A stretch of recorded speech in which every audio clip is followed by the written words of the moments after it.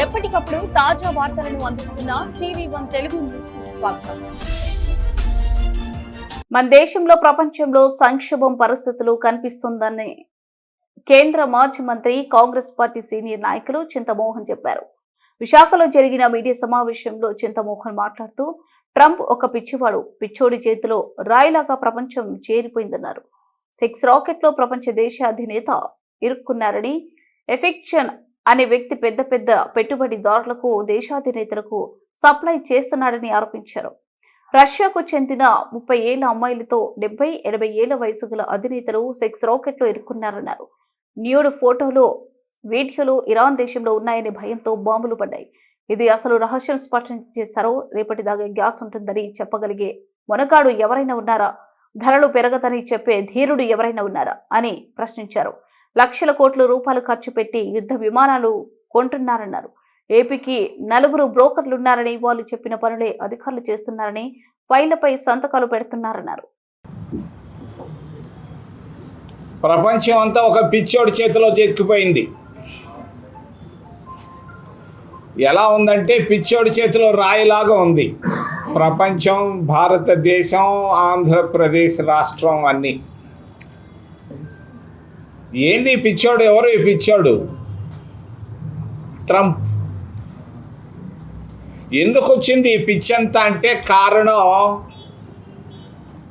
Sex racket, చెప్పక తప్పదు. Epstein అనేవాడు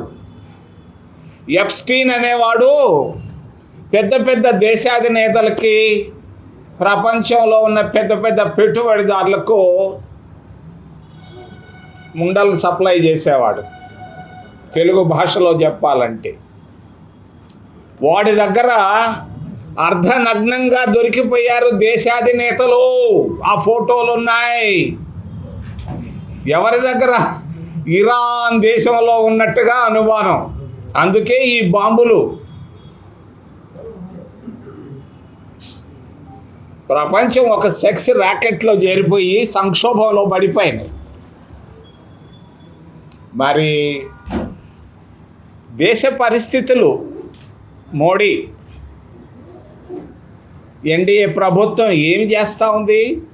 ఇడ్లీ పైన పన్ను వేసింది, ల్యాండ్రీ పైన పన్ను వేసింది, చిన్న ఉద్యోగస్తుల పైన 30% ఇన్కమ్ ట్యాక్స్ కట్టించుకుంటూ ఏం చేస్తున్నారు? ఈ డబ్బుని జిఎస్టీ ద్వారా, ఇన్కమ్ ట్యాక్స్ ద్వారా, అనేక రకాల పన్నుల ద్వారా ఏం చేస్తూ ఉన్నారు? కేంద్ర ప్రభుత్వం, ఎన్డీఏ ప్రభుత్వం యుద్ధ విమానాలు కొనుక్కుంటున్నారు. దరిద్రం, దేశానికి పట్టిన దరిద్రం. యుద్ధం అవసరం ఏముంది? శాంతి మార్గంలో పోలేరా? ఈరోజు ప్రజలకు కావాల్సింది సుఖం, సంతోషం, సంక్షేమం. ఈ సుఖం, సంతోషం, సంక్షేమం, అభివృద్ధి, వీటిని వదిలిపెట్టి యుద్ధ విమానాలు లక్షల కోట్లు పెట్టి కొంటున్నారు. అవసరమా? జవహర్లాల్ నెహ్రూ ఏం చేశాడు? డాక్టర్ మన్మోహన్ సింగ్ ఏం చేశాడు? ఎన్ని యుద్ధ విమానాలు కొన్నారు వీళ్ళు? దేశాన్ని ఎంత చక్కగా పరిపాలించారు. ఏమైపోతా ఉంది భారతదేశం? పెట్టుబడులు అంటున్నారు పిచ్చోళ్ళు.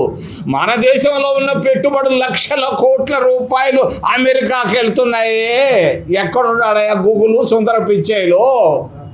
20 లక్షల కోట్ల రూపాయలు పెట్టుబడులు బొంబాయి నుంచి అమెరికాకి వెళ్తుంటే అక్కడ లేని పెట్టుబడులు సుందర పిచ్చయ్య ద్వారా వస్తుందని వీళ్ళు చెప్తా ఉన్నారు. ఎక్కడికి వస్తుందా సుందర పిచ్చయ్య? ఏంటి? ఏ దేశంలో ఏం జరుగుతూ ఉంది? రేపటిదాకా గ్యాస్ ఉంటుందని భారతదేశంలో చెప్పగలిగిన మగాడు, ధీరుడు ఉన్నాడా? ధరలు 200 దాదాపుగా 2 రెట్లు పెరగదని చెప్పగలిగిన ధీరుడు ఉన్నాడా భారతదేశంలో కానీ ఎక్కడైనా? ఏంది భారతదేశం ఏమైపోతా ఉంది? సంపన్న భారతదేశం ఎక్కడికి వెళ్ళిపోతుంది? సంపులో పడిపోతా ఉంది. ఇది పరిస్థితులు. ఈ పరిస్థితుల్లో నుంచి మనం ఎలా బయటపడేది? ఎందుకు విదేశీ విధానం? మన భారతదేశ విదేశీ విధానం ఏంటి? ఎందుకు అమెరికాకి వెళ్ళాడు? 2 రోజుల నాడు ఇజ్రాయెల్ వాళ్ళు యుద్ధం ప్రకటించే ముందు 2 రోజుల నాడు దేశ ప్రధాని వెళ్ళాల్సిన అవసరం ఏమొచ్చింది? వాళ్ళ దగ్గర సెలవు కప్పించుకోవాల్సిన అవసరం ఏముంది? అక్కడి నుంచి తెచ్చిన దౌత్యం ఏంటి? భారతదేశానికి లాభం ఏంటి? ఇన్ని వందల సార్లు బయట దేశాలకు వెళ్ళి నువ్వు సాధించిన ప్రగతి ఏంది? ఏ విదేశీ విధానం ఇది? ఏం జరుగుతూ ఉంది? ఒక్క విశాఖ ఉక్కు ఫ్యాక్టరీని రక్షించుకోలేనటువంటి మన ఆంధ్రప్రదేశ్ రాష్ట్ర నాయకుడు, ఎన్డీఏలో ఉన్నటువంటి కూటమి నాయకుడు ఈ రోజు దాకా వాళ్ళందరినీ వీఆర్ఎస్లో పంపిస్తూ ఉంటే, పొగబెట్టి తరంతా ఉంటే ఆపు అని చెప్పలేకపోతున్నాడు, వాళ్ళు ఆపేమని వాళ్ళు చెప్పలేకపోతున్నారు. ఏందయ్యా, ఏముందయ్యా ఈడ? ఊరికే గ్యాస్ కొట్టుకుంటూ ప్రభుత్వ భూముల్ని, పేదవాళ్ళ భూముల్ని అమ్ముకుంటూ పోతున్నాడే తప్ప ఏముంది?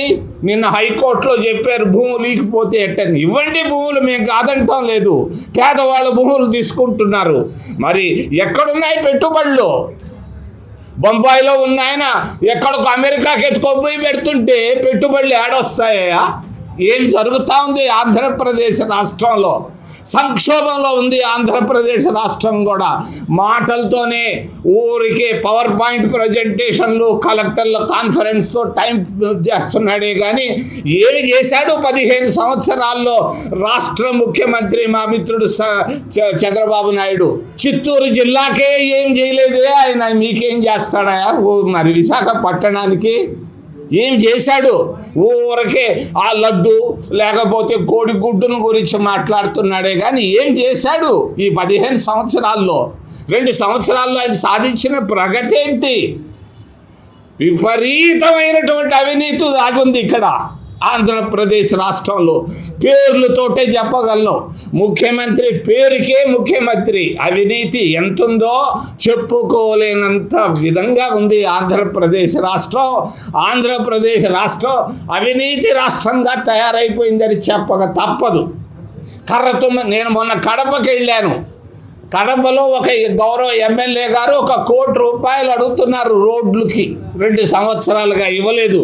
1000 కోట్లు పెట్టి కర్రతొమ్మ చెట్లు కొట్టుకుంటున్నాడు తాడేపల్లిలో. అవసరమా? చేయగలరా ఈయన?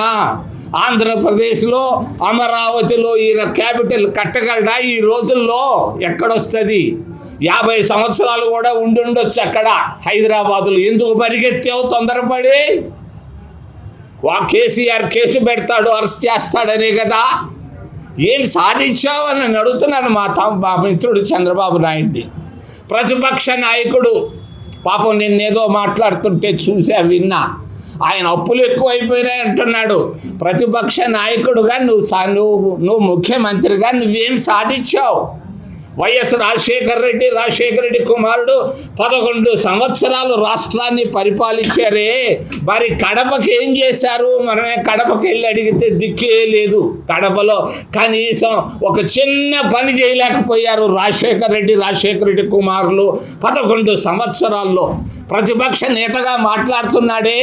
మరి ఈ మధ్యంతా మాట్లాడుతున్నారు లిక్కర్ స్కామ్లో 2000 కోట్లు తిన్నారని. తినలేదు అని చెప్పగలడా? ఎలా జరుగుతుంది? 2000 కోట్ల రూపాయలు అవినీతి జరిగిందని అందరూ చెప్తున్నారు. తినలేదని చెప్పగలరా? కాంగ్రెస్ ప్రభుత్వం ఎంతో మేలు. జనార్దన్ రెడ్డి అని ఆయన ముఖ్యమంత్రిగా ఉన్నప్పుడు ఒక చిన్న మెడికల్ కాలేజీలో తప్పు చేశాడని పివి నరసింహారావు ఆయన్ని తీసేశాడు. మీరు గుర్తు చేయక తప్పదు. జనార్దన్ రెడ్డి చేసిన చిన్న పొరపాటు ఒక మెడికల్ కాలేజీ తన వాళ్ళకి ఎక్కడో ఇచ్చుకున్నాడు. దానికి తీసేసాం కాంగ్రెస్ పార్టీ, పివి నరసింహారావు. ఈరోజు పరిస్థితి లేనిది. ప్రతిపక్ష నాయకుడు మరి ఏమీ లేదు, అవినీతి తప్ప. ముఖ్యమంత్రి తెలుగుదేశం పార్టీలో కూడా విపరీతమైన అవినీతి ఉంది. పేర్లు చెప్పమంటే నేను చెప్తాను. 4 ఉన్నారట మరి ఆంధ్రప్రదేశ్